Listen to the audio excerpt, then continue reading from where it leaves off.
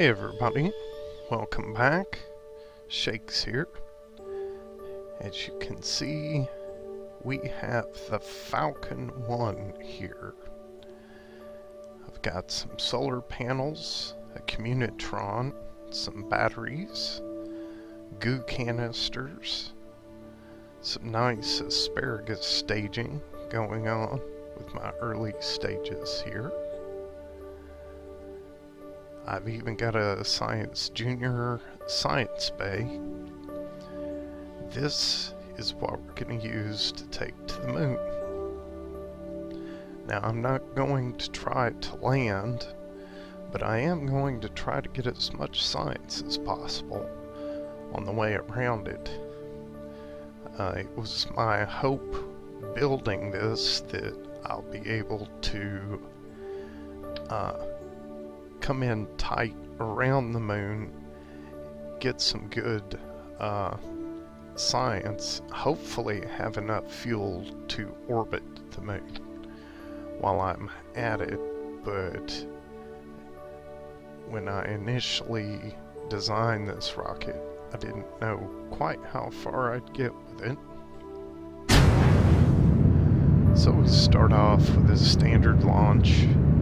Once we hit 10,000 meters, we'll pop over to about 45 degrees,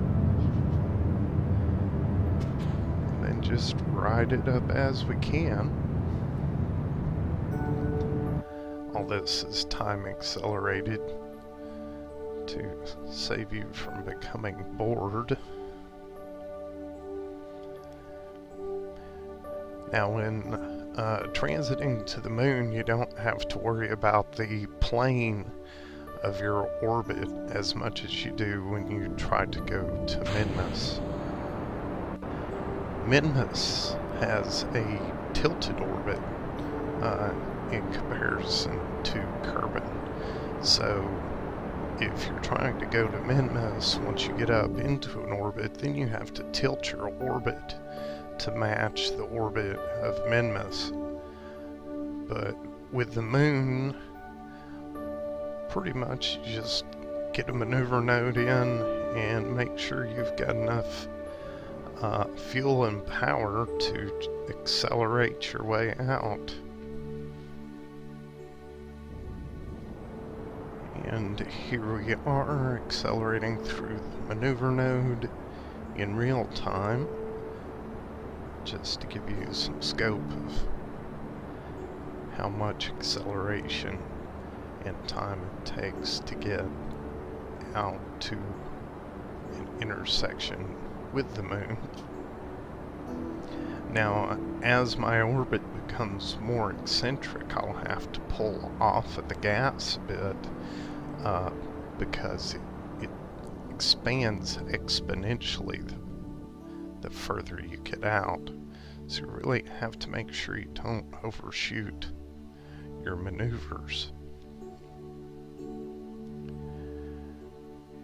And here we are, nice little view of Kerbin floating off into the distance. And now we have our encounter with the moon, and we just have to put our maneuver node in to make sure that we get captured.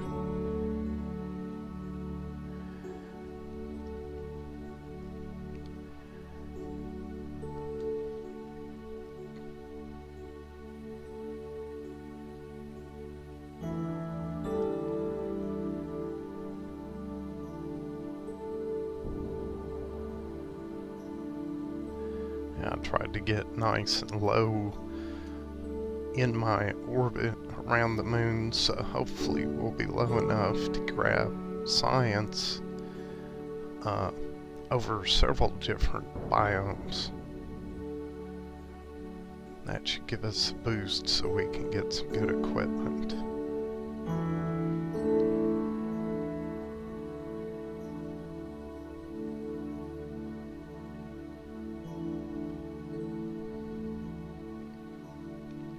So now I'm in a good position to put in my second maneuver node to even out my orbit.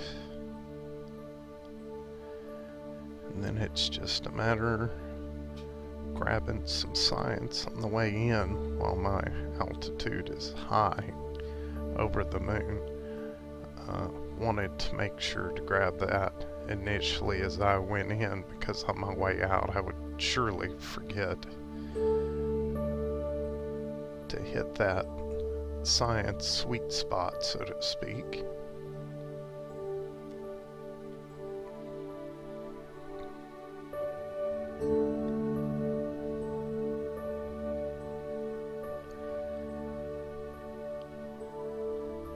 And while I'm out this far,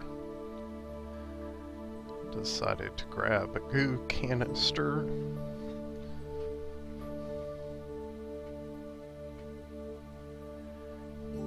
And I went ahead and blew my Science Junior on this as well.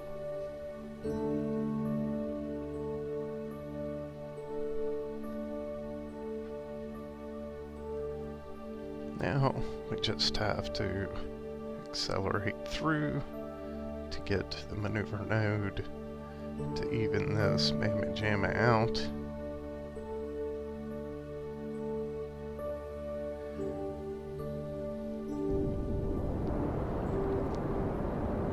Once again, doing the maneuver node in real time.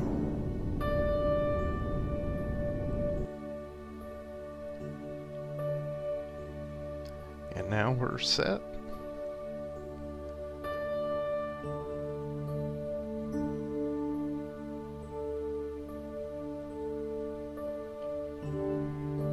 It's a nice low orbit.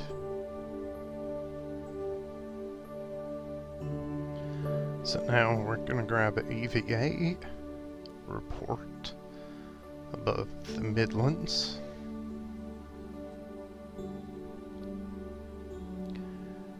And then we pop back inside to grab a crew report, which just comes up in the space near the moon, and a goo canister, which comes up the same.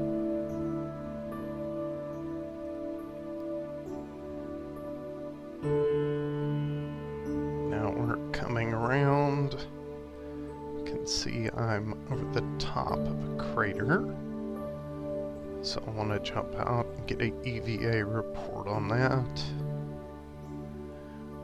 That's the far side crater. Some good science there.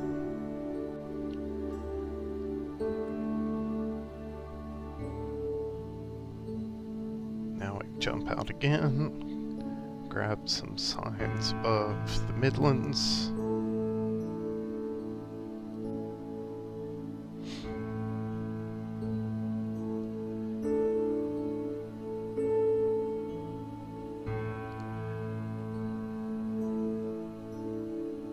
Here we are at the northwest crater.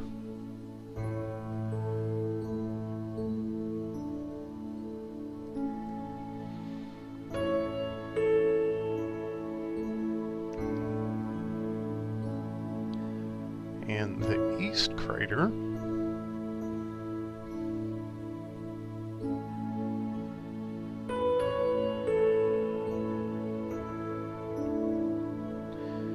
And now I want to set up my escape node for going back home. Get that roughly plotted in.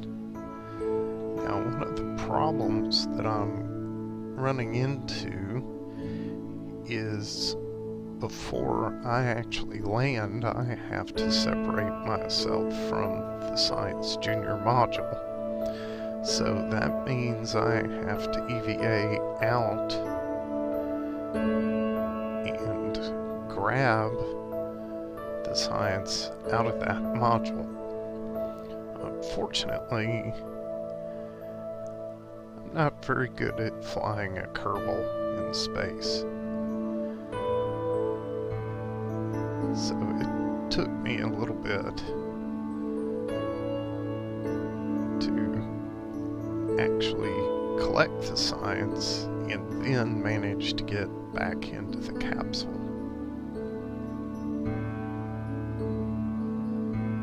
There we go.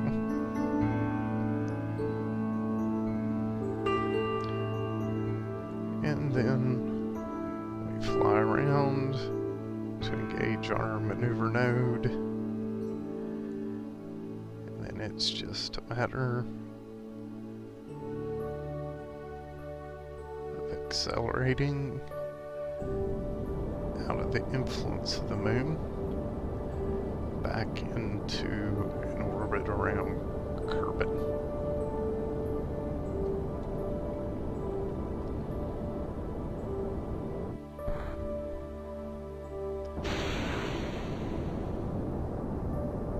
And as it turns out, I had more than plenty of fuel to make it back home, which was good. Probably not enough to land, but enough to get home.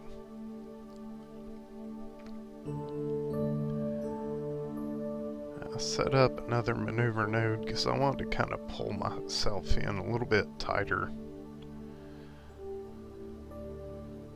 towards Kerbin, because you have to get pretty much under 40,000 meters in order to get an aerobrake capture, where the atmosphere starts to slow your orbit down and pull you in towards the planet.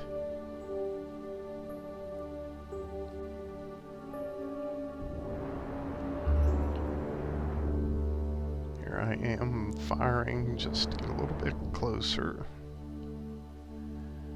It's kind of a pain trying to see your altitude, and it keeps trying to pop up a maneuver node.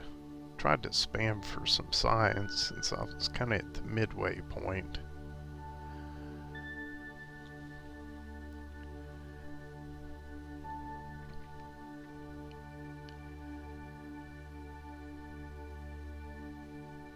And here we are coming in.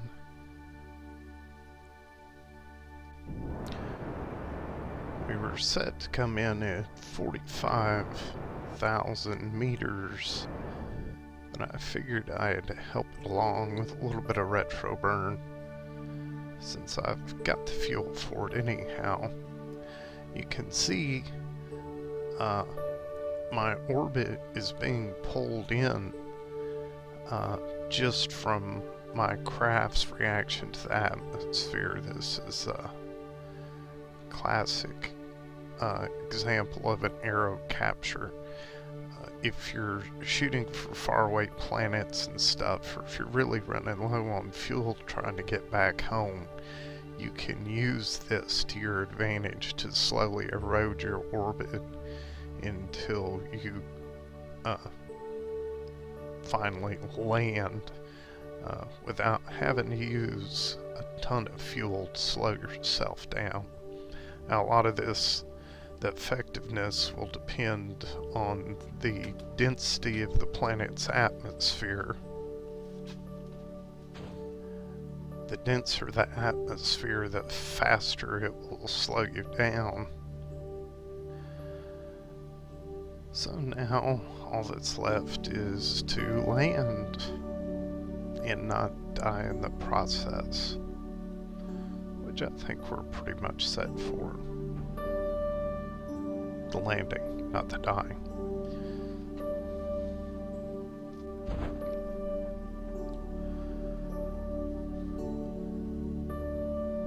But we managed to land safely. We're now sitting at about 340 science points, which is pretty handy. So I initially go in and grab this to get the thermometer for more science. Then I go in to get some bigger engines for more lift. And then I grab this to give me some methane equipment. and some attachment equipment. So anyway, that does it for this episode. Thanks for checking it out.